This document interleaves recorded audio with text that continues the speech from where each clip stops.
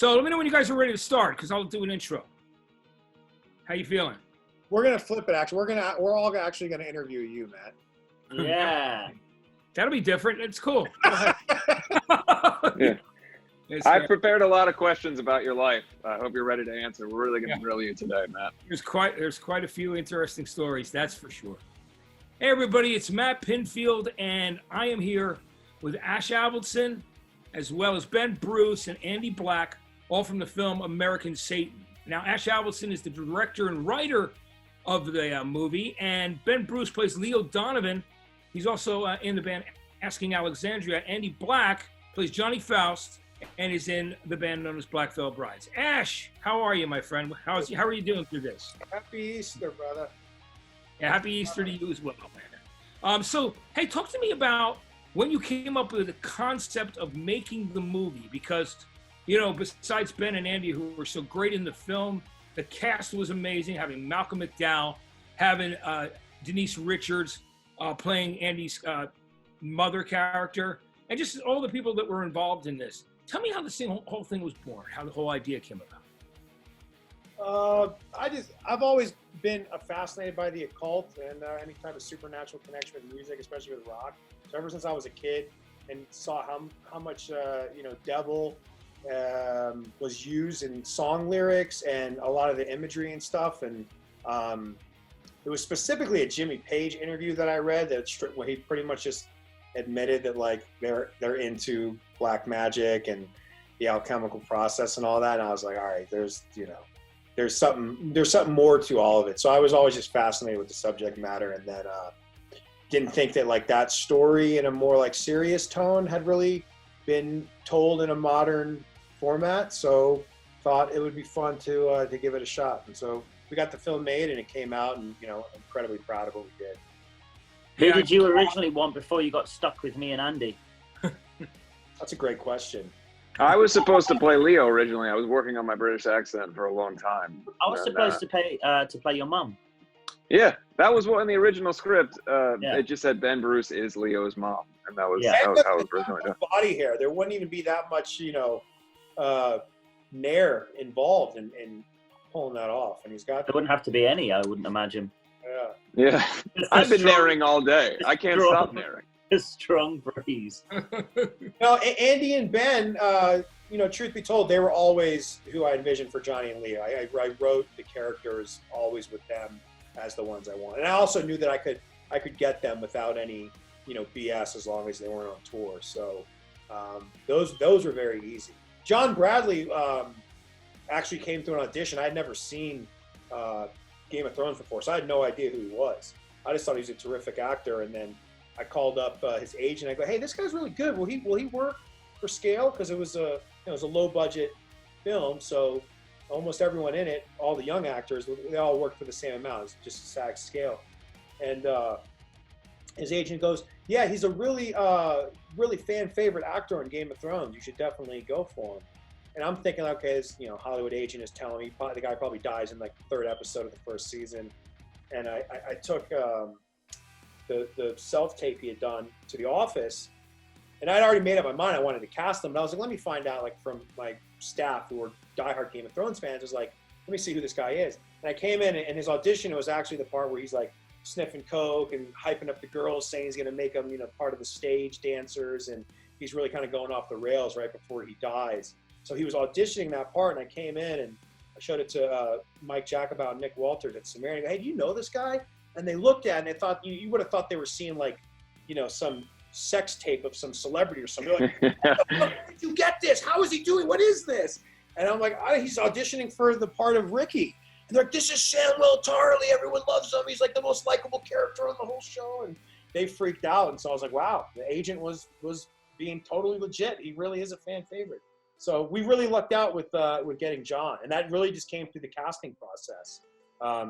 We didn't headhunt him or anything. He just liked the script and was into rock music and auditioned. And, he's a working actor. He's brilliant. He's fantastic. Part of me is like happy I never saw Game of Thrones before working with him, because I feel like I would have distracted myself asking him questions and stuff.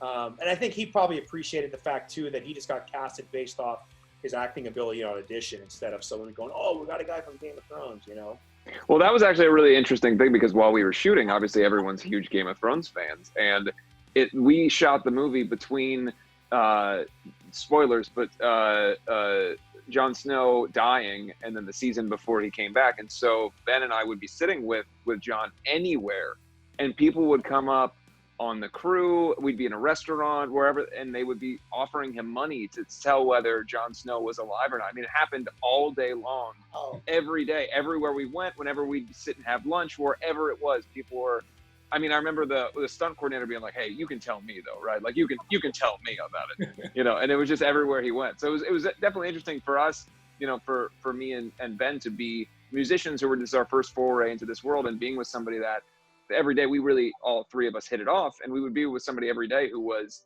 so well known in that field and was so, like, everyone around was so obsessed that he was in the room or around and everything. And you know, still which for so us humble. He never once exactly. got uppity or like pissy or tried to, when we would go out, he would never try and find a back corner or table. Like, he was just the most regular, down to earth dude I think I've ever met. Yeah, and we've all remained really close, which is kind of a fun part of that. Is, you know, whenever I'm in England, I go see him, and he comes to the shows, and it's nice to have that relationship. He's a really wonderful guy. That's quite amazing, really. So, Andy, talk to me about your first. Was this your first acting experience? Because I know I just want to. So I went to performing arts school in Cincinnati. It was actually the you know, seen the movie Fame in what's the Juilliard or whatever. So in the 70s, they were really trying to make like fame-based schools. So in Cincinnati, they had developed this school for creative and performing arts. And it was somewhere I always wanted to go. I always wanted to be able to act and stuff, but I lived outside of the city limits. And so I couldn't go there without paying tuition. And it was super expensive. I wasn't good in school. I got kicked out of every school I ever went to. And finally, I said, look, I really want to act. I want to make music. I want to do this. And we were fortunate that my aunt said, hey, I'll help you guys with the tuition. We'll split it, whatever else. And my parents, God bless them, put everything they could into it to afford for me to go to this school. And so I went there and started just trying to do anything I could. I didn't know how to act, so I had to prepare a monologue, which was the lyrics to the Misfits song, Dig Up Her Bones. I performed that dramatically because I didn't know any monologues or anything. Your footage of that song? And, no, it was just an audition to get into the drama department. And so the first day that I was at the school, the kid who was the lead in the show Harvey, which is the Jimmy Stewart show, had scheduling conflict or something else, and I was brand new to the school, and I had big, long, floppy hair. And the head of the drama department, David Roth, came up to me and said, hey, have you ever acted before? I said, no. He said, well, you're going to. And he cast me as the lead in the show, literally my first day at the school. He told me I had to cut my hair and the whole thing. And so I, from that point on, was like, oh my God, this is some part of my life that I didn't know I wanted to do. I had always loved music and performing, but I didn't know that acting in shows or acting, non-singing related acting would be a passion of mine. And I became totally obsessed. And then periodically, particularly in like 2005 through 2009, there was a big boom in TV of like Midwestern kids on all of these CW shows and everything else. And so they would send talent scouts to our schools in the Midwest to try to find like the Midwestern kids. And we would have to go audition for them. And then they would take 10 or 12 of us, if we were lucky, to a secondary thing. In my case, I got moved to another audition in Dallas. And I went to this weird convention thing in Dallas where I auditioned again. And then I auditioned to get a manager and an agent. And then after all that was done, the kind of prize was that you could come to LA for pilot season and try your hand in getting in pilots and commercials and stuff. So this is around 2005. At that time, the school was fully sanctioning this and saying it was something we could do. And they were really supportive. And it meant that I had to leave school for like, 3 months or something. My parents, to their credit, you know, I didn't grow up poor, but we certainly were modest means in the sense that lower middle class. It wasn't something where we could just suddenly, I'm going to move to LA or something like that. So they said, look, we've got kind of enough money for this amount of time. Me and my mom went out there. She took vacation time off work. We came out to LA, stayed at a place called Oakwood, which is now, there's a documentary famous for like the Hollywood kids stayed at Oakwood.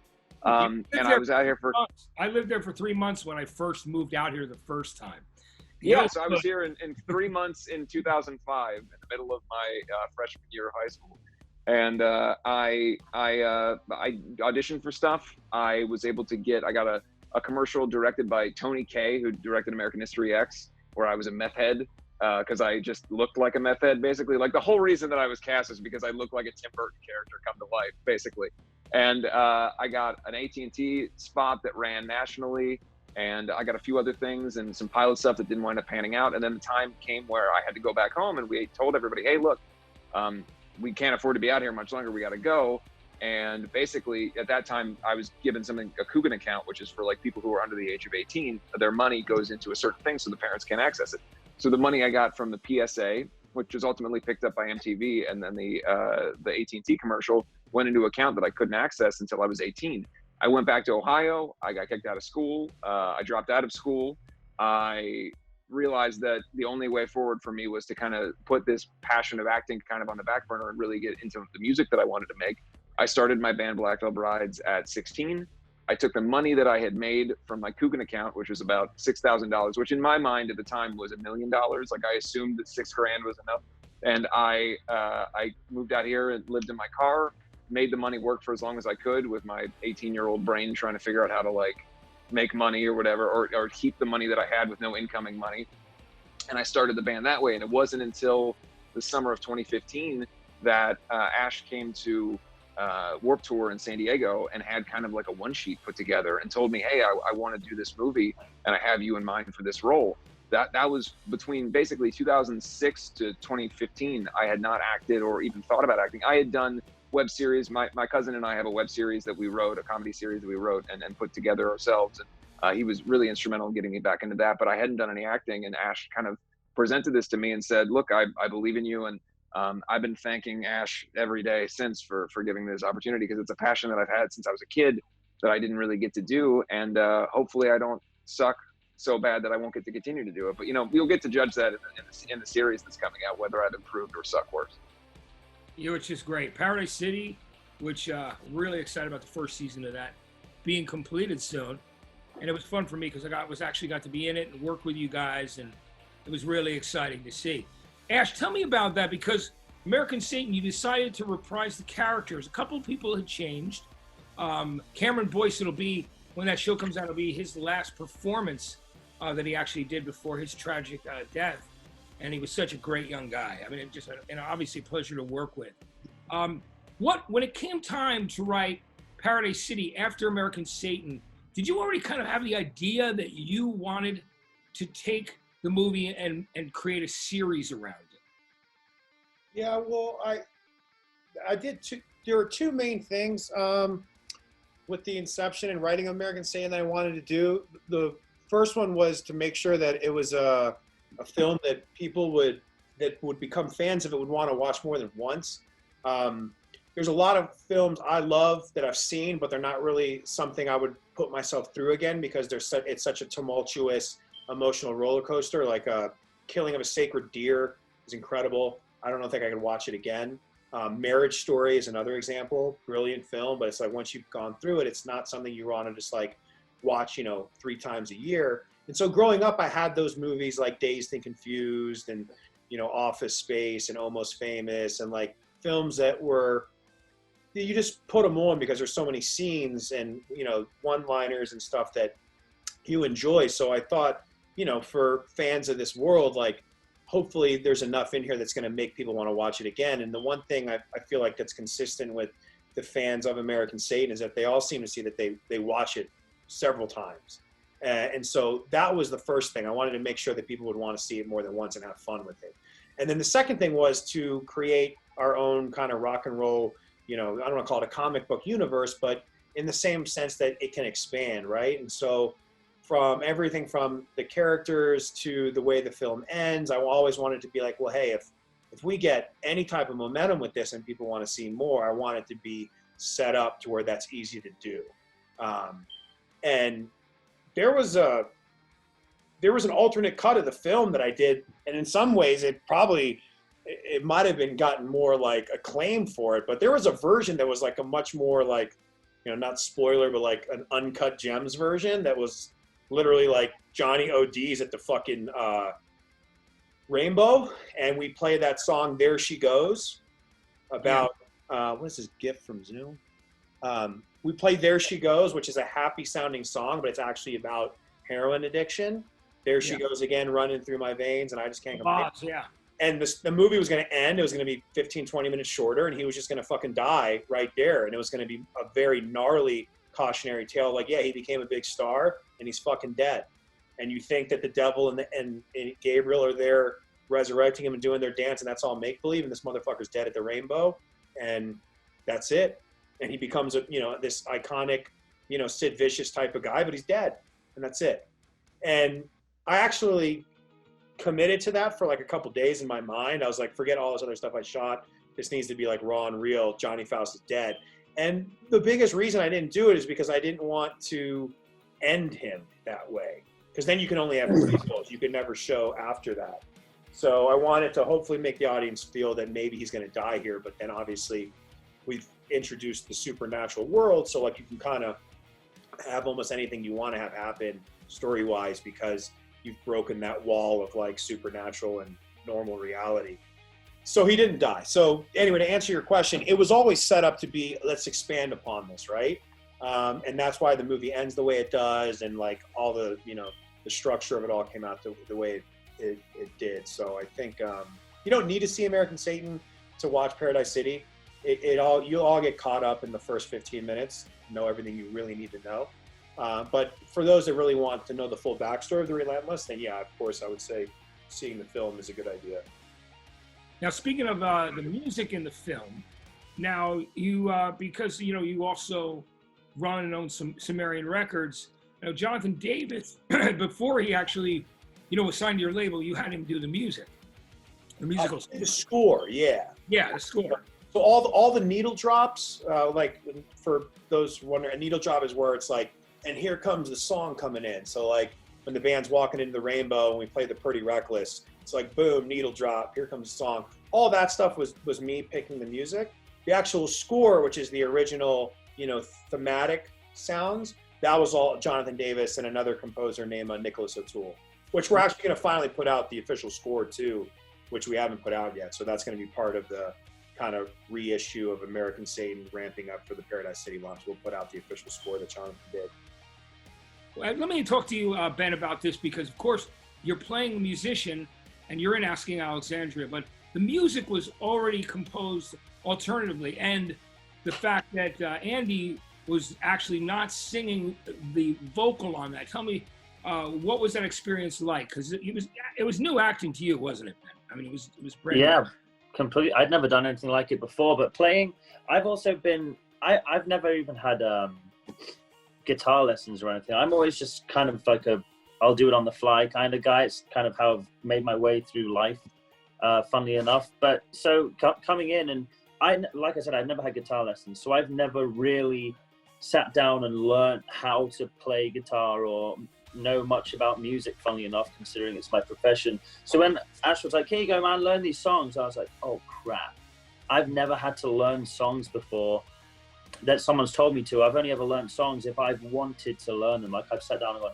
I love that song, I'm going to learn it. And so I didn't know if I was going to be able to, and I was a little bit nervous about it. I was like, oh man, because I've been a songwriter since I was so young.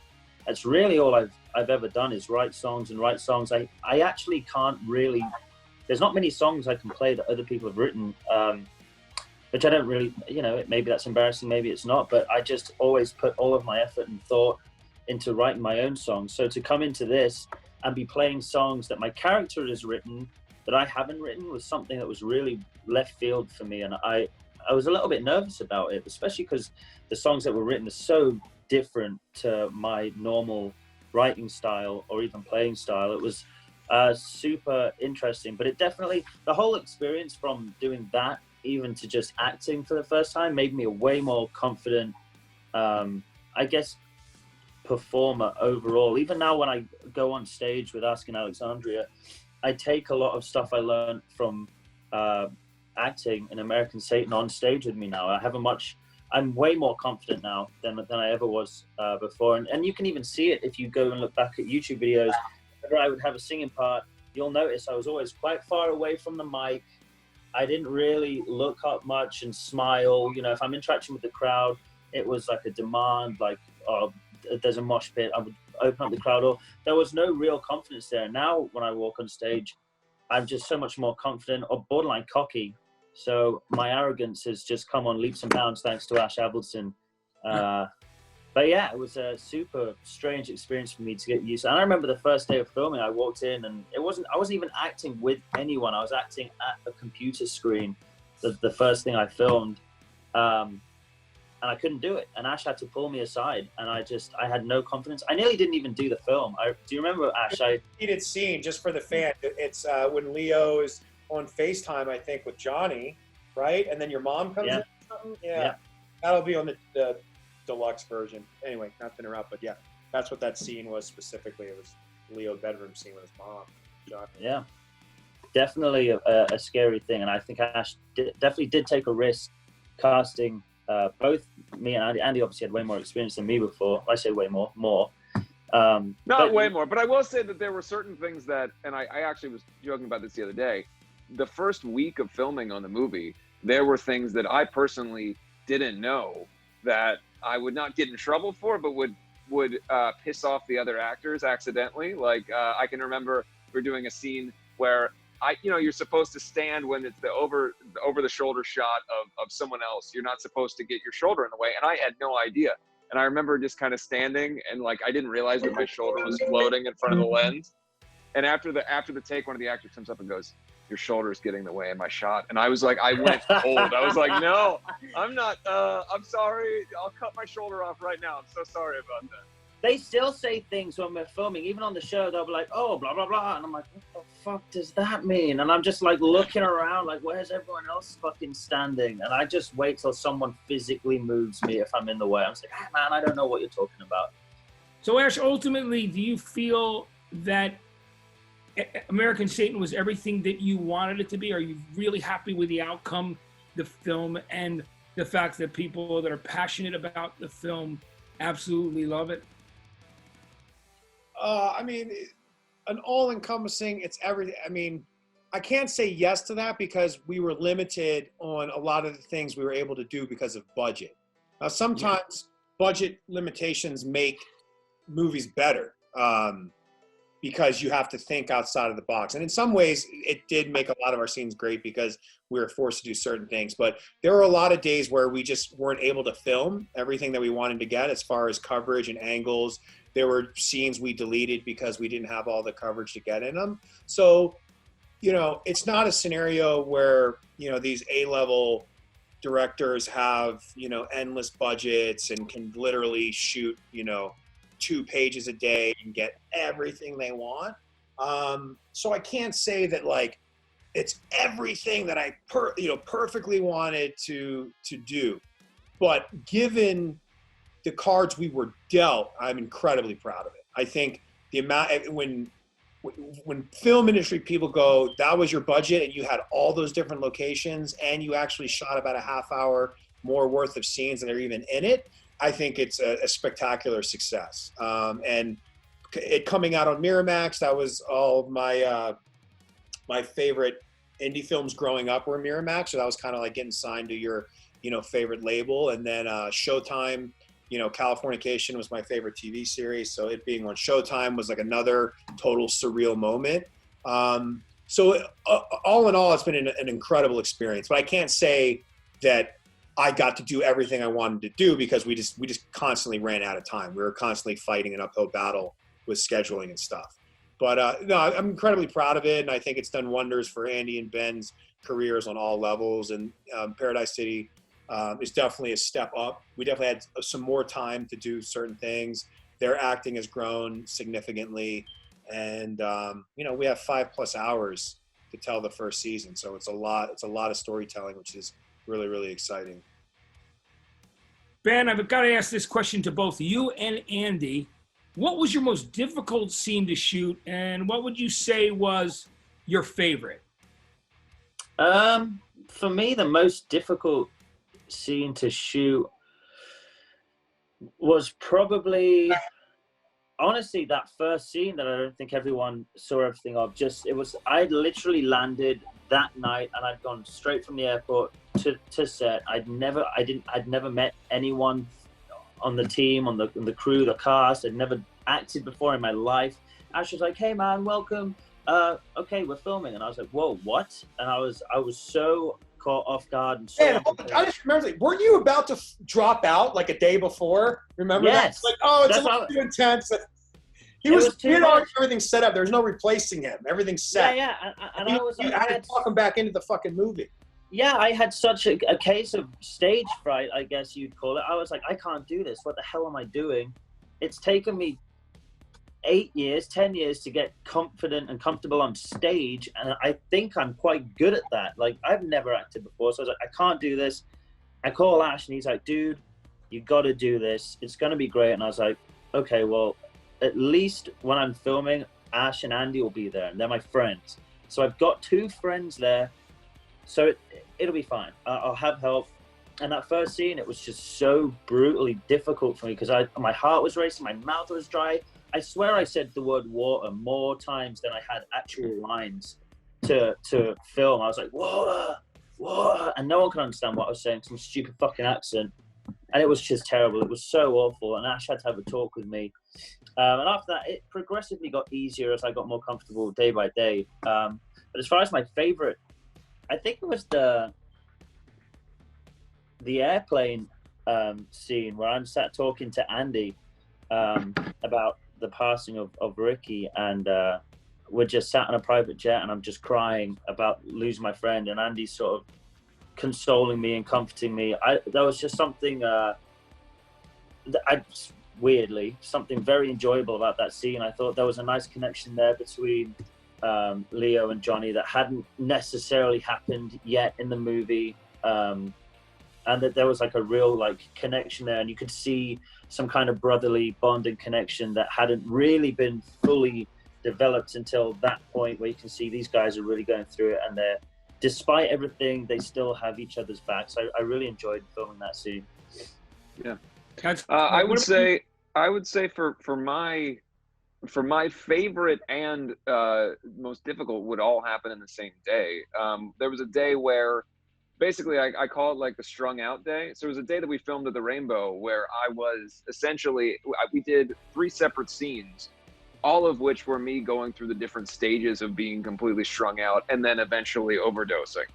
And there was one scene where I was kind of fucked up, and I'm with Lily, and we're talking to Elias about what's going to happen, and I'm like mid-level fucked up. And then my favorite scene to do in the whole movie, and the time where me and Malcolm like connected as actors, like I think, I don't mean to put anything into his mind or anything, like I don't know his thought process, but there was a certain element of that scene where it felt like he understood that I was taking this seriously and that I was working hard and that I wanted to perform in this, and I wasn't just like a singer in a band who was doing this as a moonlight thing. And that was the scene where I'm basically nearly ODing, just off the phone trying to call Gretchen. She's not answering, and then he shows up in the booth at the Rainbow, and I'm shaking and just feel just so fucked up. And that whole day, it was kind of a wild thing because I had just stopped drinking about like 3 months less before we started filming this, and then being at the Rainbow, a place where I had been incredibly fucked up in the past, drinking after shows, whatever, the whiskey, walk down the street, and being there during the day and seeing what it looks like during the day, and like this, and really putting myself in the place of somebody who was coming out of that emotion, and then sitting there. And I remember Ben and John Bradley Weston and I sitting out front on the patio, and I was sitting out there and it was cold, but I was purposefully not wearing a shirt outside, and we were chatting or whatever, and I was trying to get myself to be shivering and shaking. So then we'd walk in and I'd do a take and I'd be shaking and freaking out, and then I'd walk back out, and it was just that wide range of emotions that you feel. And it was my first time ever doing something that intense. And then ultimately we go upstairs in the Rainbow and we film the scene where I OD. And as I'm walking up the stairs, the phone that I have in my hand, I smash it against the wall. Per Ash said, smash the phone. And I fucking hurt my hand so bad smashing. And it's the take that's in the movie. My hand is like ballooning in the fucking glove that I'm wearing underneath as I'm walking up the stairs. And so, like, if you watch that scene when I'm walking up the stairs, I'm definitely like holding my hand in a weird way. And it plays because I'm ODing or whatever else. But I was in excruciating pain walking up the stairs. and I just used it. And then we filmed the scene of me ODing, and I just kind of kept that like awful pain, and then ultimately the character ODs and then gets resuscitated. But that whole day was the most difficult thing I've ever done, and it was the most fun, and it's the thing in the movie that I have the most fun whenever I see it or watch it back. And to this day now, in the Rainbow right outside that area where that's filmed, obviously there's a poster of American Satan with my face real big. And anytime a buddy is in town or somebody who doesn't live around here goes to the Rainbow, I get a text of, "Hey, I see your face outside the pisser of the Rainbow." So there's all kinds of things that are tied into that. Yeah, right. Literally right at the top of the stairs where you enter the second bar area there. It's, that poster. I'm watching you while you pee. Yeah. Right. For fans to understand too, and it goes back to the budget thing. We shot at the Rainbow and the Whiskey in the middle of the night because it was 2 a.m. to 2 p.m. So the reason of that is because it's much cheaper to get into these buildings that are, public businesses when they're normally closed. So you're showing up to work at 2 or 3 in the morning as if that's starting. And after the scene, it's very rough because you're completely against circadian rhythm. But I remember after that scene that Andy's talking about with Malcolm, lunchtime is 6 hours after call time. So we're walking to the Whiskey at 8 in the morning to eat lunch. And Malcolm's manager hadn't told him that we were doing a bunch of night shoots. He's an older gentleman. So and it's hard on us and we're still young. I can't imagine being Malcolm's age and having to work these crazy night shoots. I'll never forget. We're walking from the Rainbow to the Whiskey. I'm like, man, we just got some good scenes. And I'm trying to stay in the zone. And Malcolm's like, Ash, if I would have known it was all these night shoots, it's 8 in the morning, we're eating salmon and veggies. What is this? Because it was lunch. It was the last thing you want to eat at 8 a.m. A salmon steak and fucking, cauliflower. And eating on the stage at the Whiskey, using the stage at the Whiskey as a table. I remember that day very well. But I do think actually that's an example of when you have budgetary constraints and it does make it better, because I think because Andy was cracked out and what he was just explaining in the middle of the night, being cold outside, all that stuff actually added to his performance. And me personally, I think Andy's strongest performance in the film is when he's sitting with Malcolm for their final face-to-face before the on-stage moment when they're in the Rainbow. And we get real tight on Andy's face. I thought that was his best performance in the film. That's great. Well, guys, thanks for taking the time after we showed the film to talk all about making it. Ash Avildsen, Ben Bruce, Andy Black. I'm Matt Pinfield. Thanks for taking the time today, guys. American Satan. Thank you. During the quarantine. Thanks very much. Appreciate it. Thank you, Matt. Cheers, guys.